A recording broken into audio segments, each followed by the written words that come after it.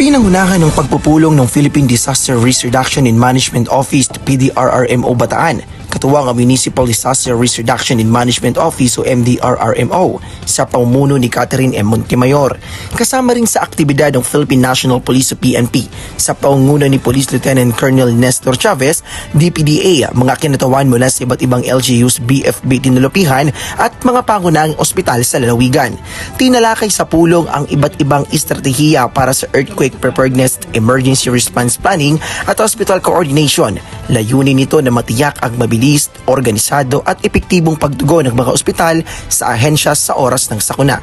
Sinasanay po namin yung mga kababayan namin sa mga pagsasanay about sa lindol. Ayun po, nagbabarangay-barangay po kami para turuan po yung mga kababayan namin. At ang masasabi ko lang sa mga pasyente natin, sa mga empleyado na sumunod, maging kalma at sundin yung mga paalaala, mga plano. Binibigyang diin ng mga tagapamuno na hindi baliwalain ang banta ng malakas na lindol, kaya't mahalagang paghandaan ito ng buong komunidad. Sa pamumuno yan ni Mayor Herman Tong Santos Jr. Patuloy ang pamakalaang panlalawigan ng Bataan sa pagpapatupad ng mga hakbang para sa kaligtasan at kapakanan ng bawat Bataenyo.